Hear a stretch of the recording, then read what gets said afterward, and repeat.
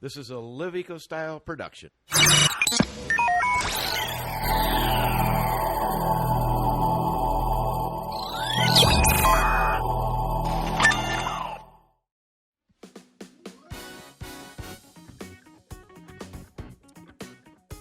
That is the clapboard, and this is Old Uncle Randy, and this is Live Eco Styles, the Eco Minute, and it is a beautiful Wednesday, and we are coming to you high atop the 48th floor, overlooking beautiful northern Illinois, southern Wisconsin, and from here I can see the Cheddar Curtain, and isn't it sad that Green Bay once again is having the same season as the Bears are? So, we're in the Central Division, so let's talk and be happy, and today I am privileged and so joyous because I've learned a lot in the last hour and a half talking to Tara that is going to talk us about travel and her company.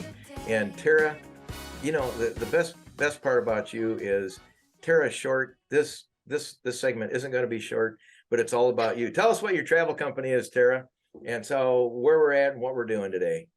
Hi, Randy. Thanks a lot for having me on. I'm the founder and CEO of Green Adventures Tours, and we try to protect people, places, and ecosystems through sustainable travel. But ultimately, by doing that, we help ordinary people do extraordinary things. So I started my business in 2009 as a way for science teachers to connect classroom concepts with real-world experiences with their students. And then a year later, started working with women's travel groups, and we help ladies of all ages and backgrounds step outside their comfort zone and do amazing things in the world and see extraordinary animals. And ultimately, we want people to learn how they can protect that place no matter where on earth they live. So yeah, I'm sure a lot of people right now are trying to go to their computer, figuring out where they can find you. So let's get that out of the way. What's your .com? greenadventures.com. So it's green like the color, ed like education, ventures.com. Green Adventures. All right, very cool. And the cool part about it is if you go to that, you're going to see a page on there. I think it's in the About section about Tara that I was really happily shocked to find out that she's in the Chicagoland area. And that is it every Tuesday you're at Shed Aquarium? Yes, as a diver, I'm a volunteer diver at the Shed Aquarium. Yeah, volunteer because you go and have a lot of fun. Give me a break. You got to enjoy that, right? Yeah. Have you been bitten by a shark? That'd be everybody's first question. I've been bitten by an eel, but not at the Shed Aquarium in the wild. Have you really? Yeah, but I fed the sharks at the Shed Aquarium and fed the rays. But I love the Shed Aquarium. I spent a lot of time there, at great place to be. But it's really cool about the company that you have, and it's Ed Ventures, Ed Ventures, yes. So you do get an education. And Tara being the CEO, how did you ever come about going down this path? What were you doing? You got up one morning and you said, I don't like what I did yesterday. I think I'll do something new today. What was that? The funny thing is I've never had a real job. I've always done this. I was working for a company very similar to the one I own now. And I knew that I wanted to continue to help people explore wild places. And I wanted to take it to another level and help people learn what they could do to protect the place. And I had a supportive partner at the time who said, if you want to start your own business, you should do it. And like with my last $1,000, I took a chance. And I had a couple of clients early on who supported my ideas to take groups to Alaska and Baja. And now 13 years later, it went from 15 people a year to 300 people a year. Wow. Yeah, that's amazing. So, questions that I have, where's your favorite destination? That's a hard one. It's kind of like they're all relationships, they all have a special place in my heart, but you like to move on. There's people who are, that you're in love with right now. But I would have to say anything in Africa, Uganda and Tanzania are big for me, and Iceland. But they're all really one of the trips that I've been doing for 13 years is in La Paz, Baja, Mexico, and the Sea of Cortez, and that every time I go is something different. It's like a box of chocolates. So swimming with sea lions, kissing whales, living on the beach, eating great food. You can't go wrong. Sounds terrible. That's awful. I don't know how you'd pick this as an occupation. It's not an occupation. It's a passion. That's the cool part. The passion for sure. Yeah. You're not going to work every morning. You're going to your passion. And that's the cool part about what you're doing. It's really interesting. I've talked to a lot of our Eco Minutes everybody brings up Iceland. So tell me about Iceland. I mean, me, I like warmth, and I think Iceland, I'm going like, I don't know, but I know I have some golfer friends that just took their family over there and they just raved over it. So tell me a little bit about your thoughts on Iceland. Iceland is it's like a place that I didn't know was going to be so amazing. I had my own misconceptions about it. I just pictured like flat lava fields. And really, when you show up, it's like fairy tale. It's like rolling green hills, big cascading waterfalls, rainbows, and it's an island in the Atlantic that is the highest point of the Mid-Atlantic Ridge. So you're like on a super volcano walking on a mountain above the ocean, and it's got a culture that's over 1,000 years old. The Icelandic people speak Icelandic, and it hasn't changed much since the Vikings, when the Vikings first came over there. And it's just, there's just energy. That's where I developed a passion for hiking, actually. So we started doing a multi-sport trip. So you see, more sightseeing, short hikes. And my guide at the time was like, there's a 50-mile hike that goes hut to hut in the Highlands. And I thought, sign me up. So now I take people on these long hikes under the midnight sun. It's pretty amazing.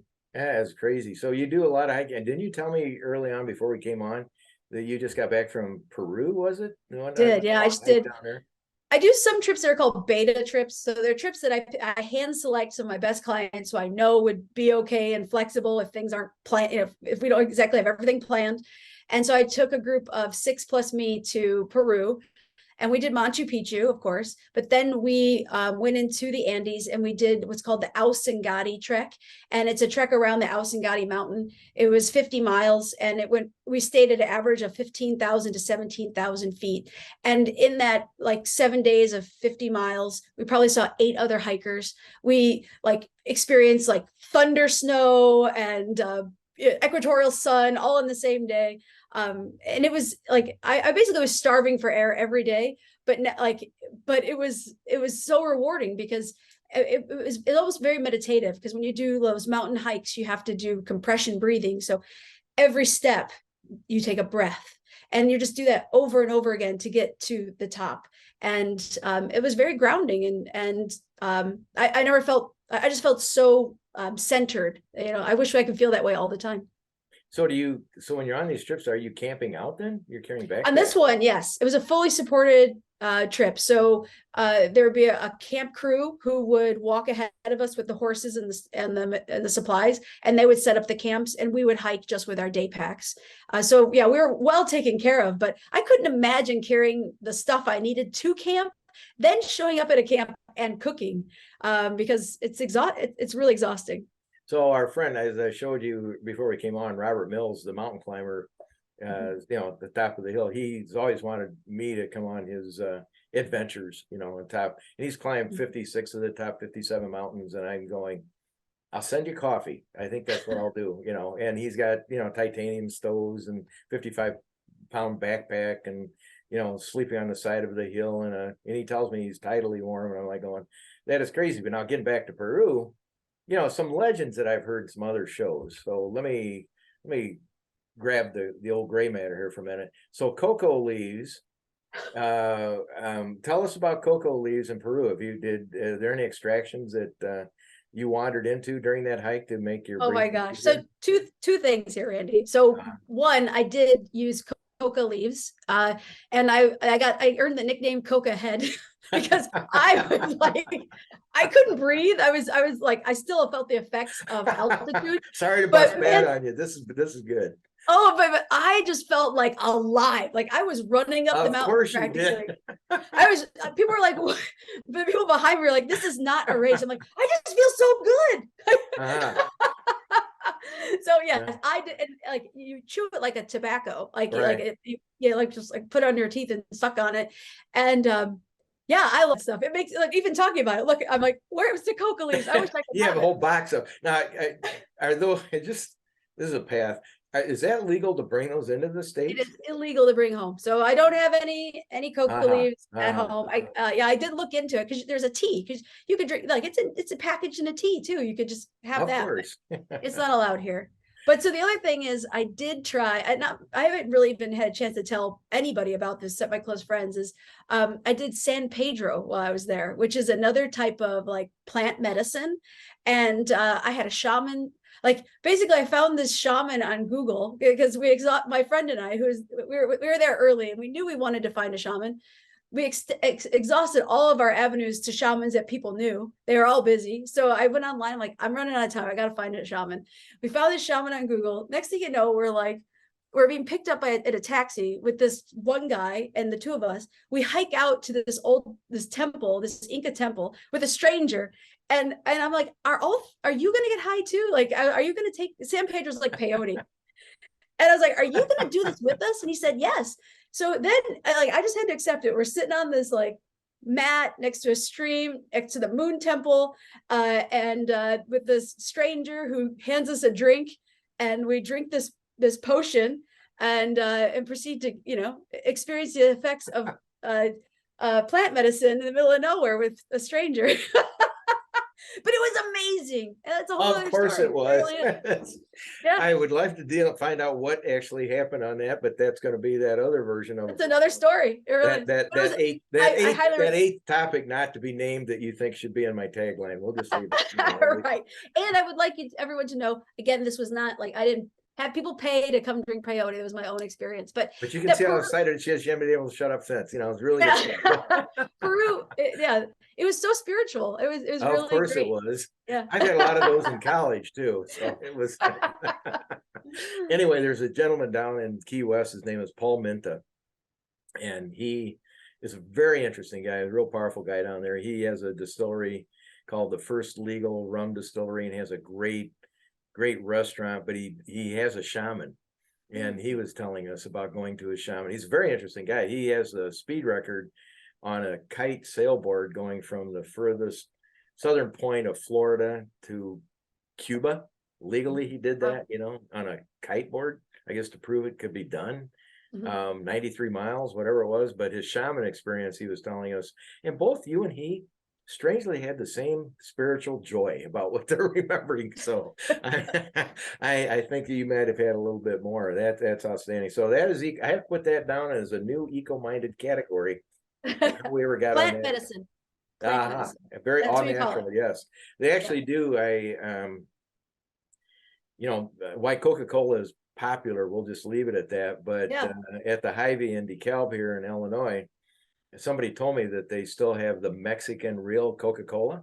Really? And they do. And I actually went and bought a bottle of it. So I'll just leave it at that. You see my eyebrow lift? Oh, really? Well, you're not, you're going to want me to bring some of those when we get meat, because yes, they do. They're not even in the soda area. They're off, you have to ask for them, but it's a cult, I guess, at this point in time. But Mexican Coca-Cola, people might want to try. It's not going to be your. How did we get on that topic? I don't know. Oh, because anyway, you had no idea I was going to tell you about the peyote experience. Oh, but you did talk. You brought up coca leaves, so that's how that happened. Yeah. There you go. No, that's a fun part. So anyway, on your trips, so cathartic. We had talked briefly about female, and if you look at your website, it's certainly loaded with experiential time for females. Where basically, I think you said you might end up becoming the on trail psychologist, pathologist. Come into my couch here in my tent and sit down. Yeah. But women, I think both men and women, why God played that vacuous joke eons ago, saying, I think I'll put two people together to have absolutely nothing in common. I think it's good for women and men to get together to have that cathartic time. Do you find that when you take women on that they do enjoy it? I mean, on a different level than when they're in the mixed company? Yeah. What I found in all women's travel is that it's not competitive.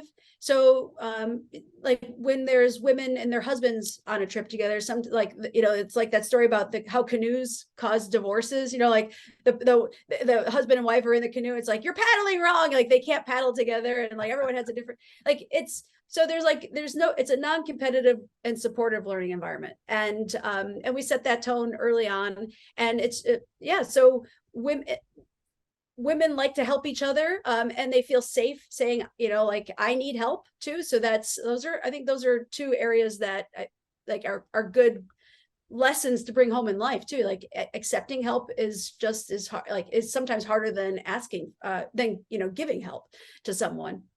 And I think too that, when I talk about, like that people feel free to talk, like they're in such a safe environment that they finally can just talk about what's on their mind, or they feel that they can tell you what the barrier is. Like I'm claustrophobic, and maybe they wouldn't have told that to everybody, but it's a safe place to say I'm claustrophobic. And it's like, okay, well, what can we do to help you so you could still go scuba diving? So helping people, and sometimes just acknowledging the fear and knowing that you don't have to be embarrassed about having that fear, allows people to take the step forward to just try it, right? Because the fear of being embarrassed is actually bigger sometimes than the fear of the activity itself.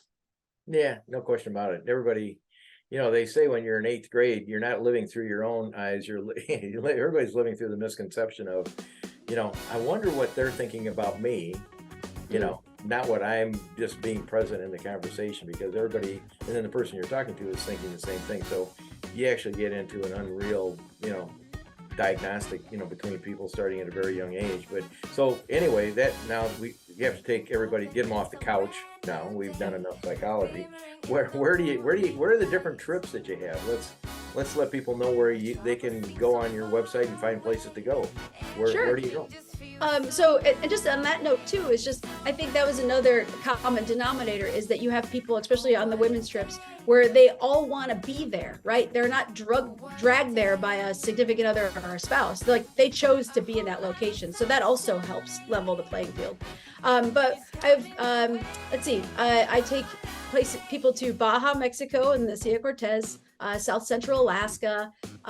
We go to Idaho and raft the Main Salmon River. We go to Wyoming to see the winter wolves in Yellowstone. It's a January trip.